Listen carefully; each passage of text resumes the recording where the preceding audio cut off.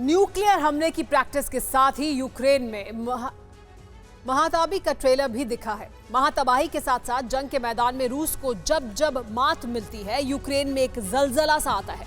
रूस के सैनिक भले ही यूक्रेन की फौज पर हावी नहीं हो पा रहे हैं, लेकिन रूस के हथियारों की ताकत के आगे यूक्रेन जरूर कमजोर साबित होता है।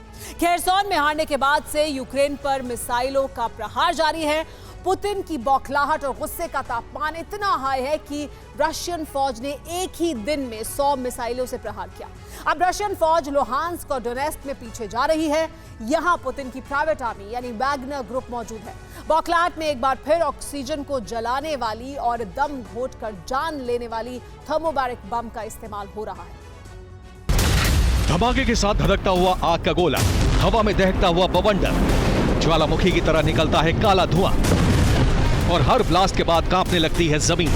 ये रूस का एक बेहद घातक बम है। दुनिया में इस बम के इस्तेमाल पर पाबंदी है, लेकिन जब जब पुतिन के दिमाग में गुस्से और बौखलाहट का तूफान आया है, यूक्रेन इस बम के प्रहार से छलनी हुआ है। हवा सोखने वाला बम तड़पा कर घोंटता है दम। हवा को जलाने और इंसान को तड़पाने वाले इस बम का नाम है थर्मोबैरिक बम। इसे वैक्यूम बम, एरोसोल बम या फ्यूल एयर बम भी कहा जाता है।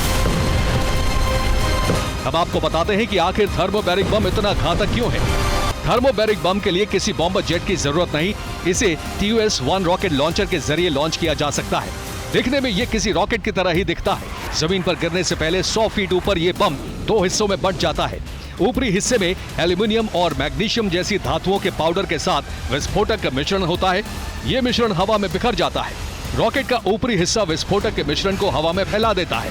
वहीं दूसरा हिस्सा जैसे ही जमीन पर गिरता है, एक धमाका करता है, जिससे हवा में मौजूद विस्फोटक में आग लग जाती है। इससे हवा में एक आग का गोला बन जाता है, जिसकी वजह से आसपास की ऑक्सीजन बहुत गर्म हो जाती है। आग का गोला आसपास की हवा को अपने अंदर खींचता रहता है और फिर हवा भरने के बाद तेजी से बाहर निकलने की वजह से एक बड़ा शॉक वेव पैदा होता है। इमारतें मलबे में तब्दील हो जाती हैं। इंसानों के जिस्म में ऑक्सीजन खत्म हो जाती है। हवा में ऑक्सीजन नहीं रहने की वजह से बंकर और सेफ जगहों पर छिपे लोगों का भी दम घुट जाता है। ये बम जहां भी गिरता है, आसपास मौजूद इंसान और तमाम जीव तड़प तड़प कर दम तोड़ देते हैं।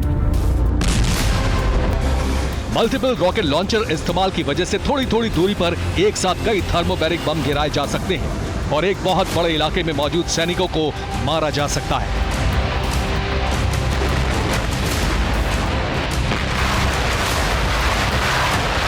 पुतिन की सेना को जब जब किसी मोर्चे पर हार का डर सताता है, थर्मोबैरिक प्रहार होता है। मारियोपोल के स्टील प्लांट में जब लंबे समय तक रूस की सेना को कामयाबी नहीं मिली थी, तब भी थर्मोबैरिक बमों का धमाका हुआ था। इस बार थर्मोबैरिक बम का धमाका डोनेस्क के बखमुट इलाके में हुआ है। डोनेस्क में पुतिन की प्राइवेट आर्मी वैगनर ग्रुप की तैनाती है। डोनेस्क में यूक्रेन की सेना आगे बढ़ रही है। वैगनर ग्रुप पर यूक्रेन का जबरदस्त पलटवार जारी है। वैगनर ग्रुप ने हार के डर से थर्मोबैरिक बम का इस्तेमाल किया है। खेरसोन से रशियन सैनिकों के लौटने के बाद यूक्रेन के पूर्वी इलाके में जबरदस्त जंग जारी है। यूक्रेन की सेना और रशियन फौज यहां कई मोर्चे पर आमने सामने लड़ रही है। डोनेस्क, खार्किव और लुहांस्क में जबरदस्त जंग चल रही है। रशियन फौज के हमले में यूक्रेन के 400 सैनिकों की मौत हुई है। यूक्रेन के टैंक, आर्टिलरी को भी भारी नुकसान पहुंचा है। रशियन डिफेंस मिनिस्ट्री का दावा है कि डोनेस्क के 2, खार्किव के 1 और लुहांस्क के 1 मोर्चे पर रूस की सेना ने बढ़त हासिल कर ली है। यूक्रेन की फौज इन इलाकों में तेजी से आगे बढ़ने की कोशिश में है, लेकिन रूस के जबरदस्त प्रहार में टैंक, आर्टिलरी और ट्रक से आगे बढ़ रहे 160 सैनिकों की मौत हो गई। खेरसोन से लौटे सैनिक डॉनबास और लुहांस्क में जमा है। खेरसोन छोड़ने के बाद यहां सैनिकों की तादाद बढ़ गई है। यूक्रेन अब पूर्वी इलाके को खाली कराने के मिशन पर है। रिपोर्ट के मुताबिक पूर्वी इलाके में यूक्रेन के सैनिकों की भारी तैनाती है। इसी वजह से वैगनर ग्रुप ने थर्मोबैरिक हथियारों का इस्तेमाल शुरू किया है। डोनेस्क में तैनात Wagner group TUS-1A multiple launch rocket systems का इस्तेमाल कर रहे हैं। रॉकेट्स में थर्मोबैरिक वॉरहेड आसानी से लगाया जा सकता है। TUS-1A लॉन्चर से 12 सेकंड में 24 थर्मोबैरिक बम दागे जा सकते हैं।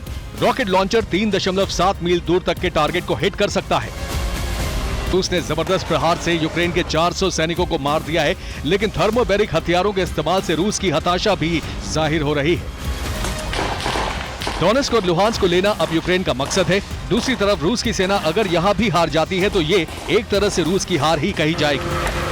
डोनेस्क डोनबास का मेन शहर है। ये यूक्रेन का सबसे बड़ा औद्योगिक क्षेत्र था। डोनेस्क में खनिजों का बहुत बड़ा भंडार है। डोनेस्क में स्टील की कई बड़ी फैक्ट्री है। लुहांस्क में कोयले का बहुत बड़ा भंडार है। सोवियत संघ के विघटन के बाद डोनबास यूक्रेन का हिस्सा बना था, जबकि रूस इस पर अपना दावा करता है क्योंकि यहाँ के लोग रशियन भाषा बोलते हैं। इस इलाके पर रूस का अघोषित तौर पर कब्जा रहा है, लेकिन यूक्रेन अब डोनबास छीनने का मिशन शुरू कर चुका है। कुछ रिपोर्ट्स में दावा किया जा रहा है कि डोनबास की जंग में रूस की हार ही परमाणु हमले की वजह बन सकता है। Bureau report, TV9 Bharatvarsh.